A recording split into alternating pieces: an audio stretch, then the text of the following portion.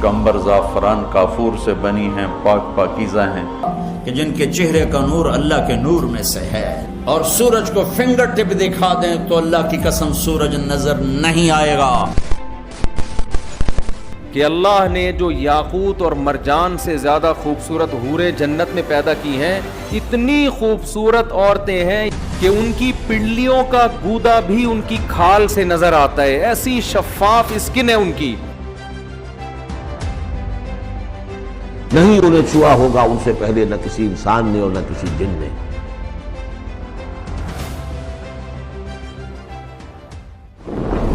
اللہ تبارک و تعالیٰ نے ہزاروں قسم کی مخلوقات پیدا فرمائی تاکہ انسان ان سے مستفید ہو اور خدا کا شکر گزار ہو۔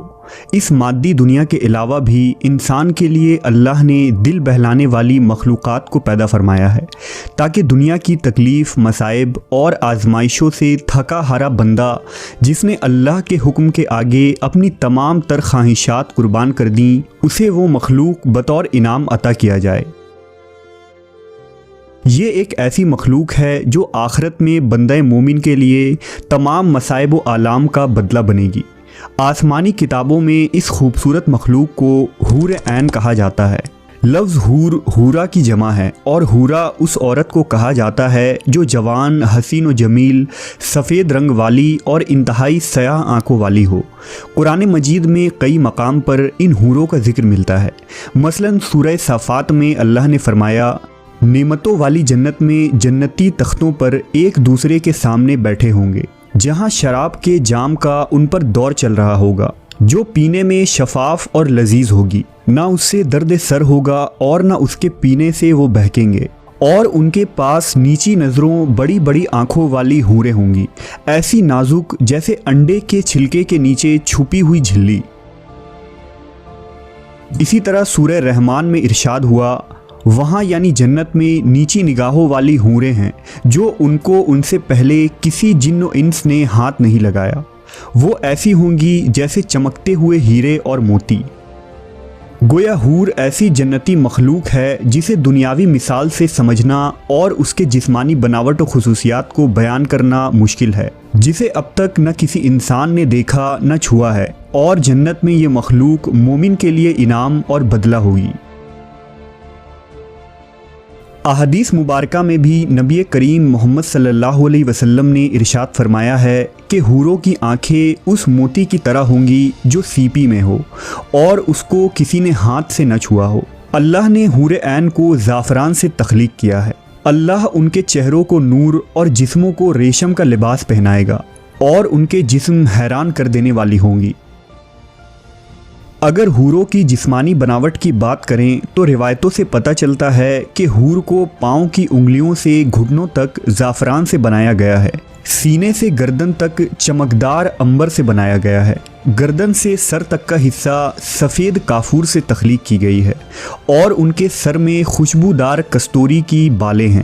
جب وہ سامنے آتی ہیں تو ان کا چہرہ زبردست نور سے چمک اٹھتا ہے، جیسے دنیا والوں کے لیے سورج چمکتا ہے، اور ان کے کمر کا اندرونی حصہ لباس اور جلد کی باریکی سے دکھائی دیتا ہے۔ اگر کوئی حور اپنی ہتھیلیوں کو آسمان و زمین کے درمیان ظاہر کر دے تو تمام مخلوقات اس کے حسن کی دیوانی ہو جائے گی، اور اگر وہ اپنا چہرہ ظاہر کر دے تو اس کے حسن سے آسمان و زمین کے درمیان موجود تمام چیزیں جگمگا اٹھیں گی۔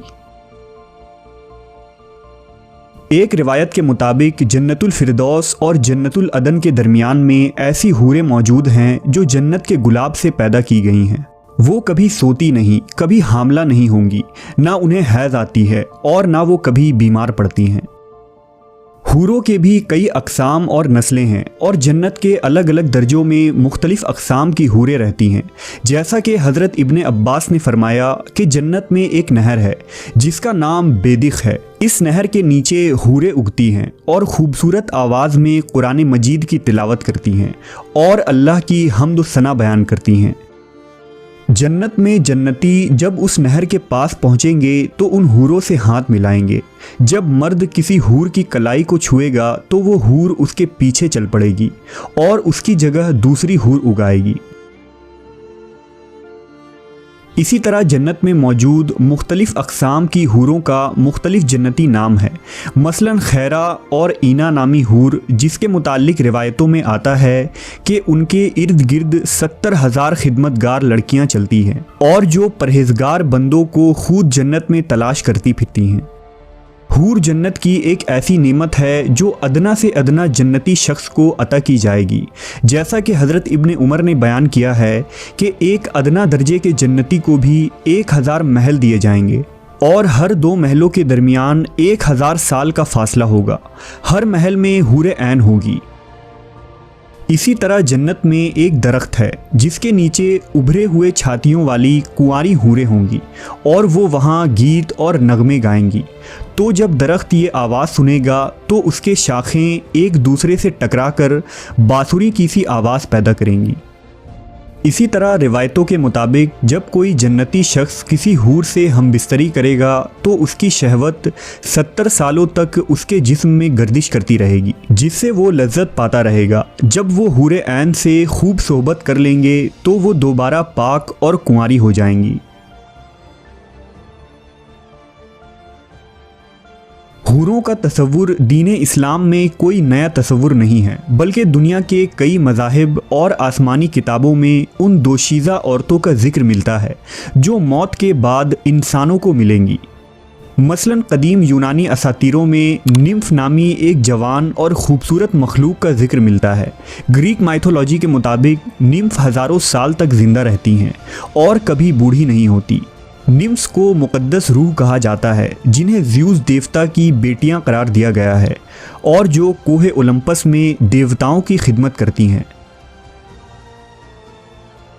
اگر قدیم فارس کی بات کریں تو زرتشتی مذہب اور ایرانی افسانوں میں بھی حوروں سے مثل ایک مخلوق کا ذکر آتا ہے۔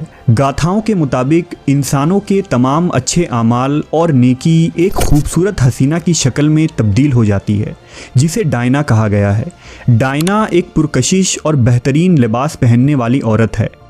جب انسان کی موت ہوتی ہے تو اس کے موت کے چوتھی صبح کو وہ اسے بطور انعام ملتی ہے، جو 15 سال کی ایک خوبصورت لڑکی کی شکل میں ظاہر ہوتی ہے اور اسے اپنے ساتھ جنت میں لے جاتی ہے۔ اسی طرح ہندو دھرم کے مقدس کتاب وید، مہابھارت اور پرانوں میں ایسی عورتوں کا ذکر ملتا ہے جنہیں اپسرا کہا گیا ہے۔ یہ عورتیں اندر دیوتا کی سورگ یعنی جنت میں رہتی ہیں اور لوگوں کا دل بہلاتی ہیں۔ مہابھارت کے مطابق سورگ میں ایک خوبصورت جھیل موجود ہے جہاں سنہری اور خوبصورت اپسرائیں رہتی ہیں اور سورگ میں رہنے والے ہر انسان کو 1000 خوبصورت اپسرائیں ملیں گی۔ پراشر اسمرتی میں لکھا ہے کہ اگر کوئی انسان جنگ کرتے ہوئے مارا جائے تو سورگ کی کئی کنواری اپسراؤں کے ساتھ اسے صحبت کرنے کا موقع ملے گا۔ مانا جاتا ہے کہ یہ اپسرائیں ہر زمانے میں اس زمین پر آتی رہی ہیں اور بڑے بڑے رشی اور سادھوؤں کی عبادت و ریاضت کو برباد کرنے کی کوشش کرتی ہیں۔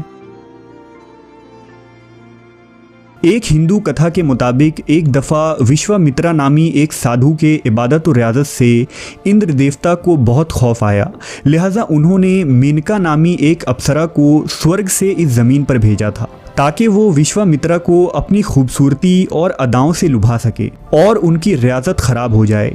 چنانچہ مینکا نے اپنی دل فریب اداؤں سے وشوامترا کو بہکا دیا اور وشوامترا مینکا سے محبت کر بیٹھے۔ اس طرح ہندو شاستروں اور پرانوں میں کئی اپسراؤں کی کہانیاں مشہور ہیں۔ ان تمام باتوں سے یہ صاف ہوتا ہے کہ اسلام کے علاوہ دنیا کے کئی بڑے بڑے مذاہب میں حوروں کا تصور اور تذکرہ موجود ہے، لیکن اسلام مخالف سوچ رکھنے والوں کو آج صرف اسلام میں ہی حوروں کے وجود سے پریشانی ہوتی ہے۔ کیا یہ دین حق کی مخالفت کا نتیجہ ہے یا ایک عالمی پروپیگنڈا؟